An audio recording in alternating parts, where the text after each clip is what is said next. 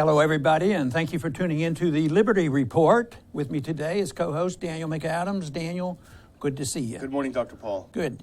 There was a recent poll done by NBC that caught my interest, and yours as well, about the response of the American people about Russia and about war and peace and who's for it and who's against it. Do people think they're friends of Russia? And what are they expecting? And I might just start off with what the American people are thinking about war. And of course, we agitate and worry about it for a long time. We spent a long time in Congress trying to stop some wars. We weren't very successful, and the wars continue. So I guess it's legitimate for the American people to be concerned. But to me, it was a little bit of surprise. I'm glad they know about it. But, you know, when we were talking about it a lot, not too many people knew or cared, and they just went along. So hopefully we can find some good things in this poll. But as far as what the majority of the American people are thinking is they're worried about war, and they wonder what's going on. But there's different groups have different beliefs. You know, America is just not America. Interestingly, age has a lot to do with this, and even political parties, which was a little bit of a surprise too, on just why these people are coming down on the sides. I mean, I can't imagine war being politicized and being partisan, but there's a hint that might be what's going on. Yeah, we actually have our first graphic we can put up that really tells the tale of this, and it shows how many Americans, the first one actually, how many Americans are worried about war. Those very worried or somewhat worried, 66%, 2 out of every 3 Americans are worried about war. And I think if you look at this, that tells the tale of Trump's victory. Trump ran, despite some of the things he's doing, he ran on the idea that Hillary's going to take you to war, and I'm going to pursue an America first foreign policy, national interest foreign policy, and he tapped into what Americans were thinking. Yeah, and they're talking about a major war here. They listen to major, but a theory that I somewhat adhere to, even though it's not perfect, is that the peace candidate does well, if not the best. And obviously, what came out of the election, Trump came out more for peace because of Russia. And there's a lot of people concerned about this. But this hasn't necessarily translated into saying, well, they're worried about war, and then they haven't. A majority have an attitude about Russia, so it's there's a mixture out here in the way people are responding to these questions. Yeah, on the one hand, overall, 61% of Americans considered Russia unfriendly. And you'd say, wow, that's pretty strong. And actually, Russia's the view of Americans for Russia about Russia has sunk to its lowest in a long point. But when you actually break down some of the numbers, and I think we have in the second graphic, it does tell some of the tale. Look at how it's divided on political parties. Republicans traditionally considered hawkish, cold warriors. They're evenly divided. As a matter of fact, 1% view them as an ally or more friendly over the other. But look at Democrats. 76% view Russia as the enemy. You would have thought that maybe I would have gotten more attention when I was in Congress, since half the Republicans are sympathetic. And I think that's pretty important. But it's also naive to believe that the Democrats are the party of peace. That's what was said, about Vietnam. They got angry, and it was, Nixon's war and sort of thing. But it turned out that those wars back then, Kennedy and Vietnam, Kennedy and Johnson were promoting that. But the image is that Democrats are generally, the anti-war people. So that is an interesting statistic. So yeah, and I'd like to figure out how much of this came after the election, because that would be important. Because the Democratic leadership has hammered, and they've been lockstep with the media, hammering consistently that Hillary lost because of Russia.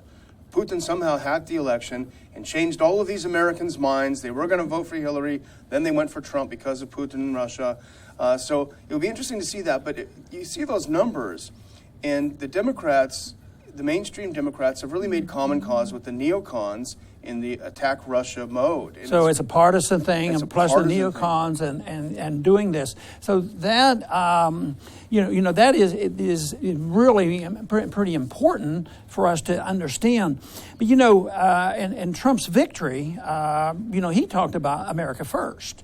And America first actually brings up the image that no war, less war, because most people are familiar with America First before World War II, and they were the ones who stay out of war. And of course, conditions changed, and war was decided upon for various reasons. But the people were, basically opposed to war, and the populist movement came about, or it was resurrected at that time, even though it's been on again, off again in this country. But, most everybody refers to what was going on was a revolution of people who had a populist attitude, and Trump used that as well as Sanders. So that doesn't define things so well. But in looking back at an interesting time in the 1930s, there were economic problems, severe, but they were right out in the open. Today, there's severe economic problems, but they're sort of quiet because we just give them food stamps, no food lines. But there's a lot of people very unhappy, and they responded to the person who was speaking most directly about this. But in 1935, Huey Long, who was the governor of Louisiana, but was a well-known populist and was very much opposed to FDR and opposed to, he had a non-interventionist foreign policy, and he had already picked his Secretary of War, which would be the Secretary of Defense now. And I found it very fascinating because he had already picked a general, just like Trump, maybe, a picking general to do this. Well, Secretary of War, he should know about it. But the fascinating thing is the general that he picked. And that's what really pleased me and was surprised that, the populists then picked Smedley Butler, wow, who really had an enlightenment about how he thought he was, promoting war, and he had this great book, War is a Racket. War is a Racket, and came out, but he had already picked him. That's what we need now. Well, that's for sure. We want the second Smedley Butler, not the first one, because he felt guilty about how many wars he fought for the bankers and the corporations, how much activity he had in South America. So he really had an enlightenment and changed his attitude. So what happened to Huey Long then? Well, of course, once again, there's assassination, and of course, Wallace got shot, and he was a populist type, and it's. I don't think it's clear. Of course, sometimes these assassinations are muddy. They just said that, but you wonder about it. Even McKinley, back then. He was assassinated, which ushered in the age of Teddy Roosevelt, which was the at that time the top imperialist. Take over, fight these wars and take over more land. So that was a different time. But we had William Jennings Bryan, populists involved at that time too. Yeah, so it's interesting. So he was able to revitalize this America First, nationalist-based foreign and domestic policy, for better or for worse, and that tapped into the concerns of the voters, and I think explains a lot. Yeah, and the one I think we had that one up there about the young people. Yeah, we don't have that yet. But okay. The third graphic actually really tells an important tale, too. Because this, this is good. Yeah, the 60% consider Russia unfriendly, but look at the generation gap. The young people, 73% of young people believe that Russia is an ally or friendly, and 69% of those over 65 view it the same way. So this is a very dramatic chart, I think, explaining the gap. Well, it looks like if looking at the chart, maybe the saying should be, don't trust anybody over 50. They may be pro-war or something, but it's very generational.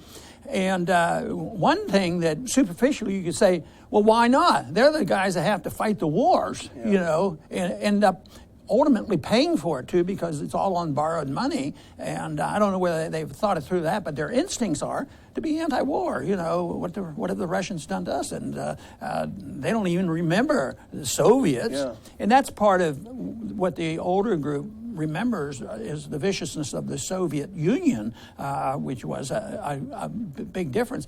But like many have written, knowledgeable about Russia, Russia is not the Soviet Union. I mean, it's completely different. But it also reminds me about the young people. When I was campaigning for the presidency, we had a debate in Miami, and the subject of Cuba came up.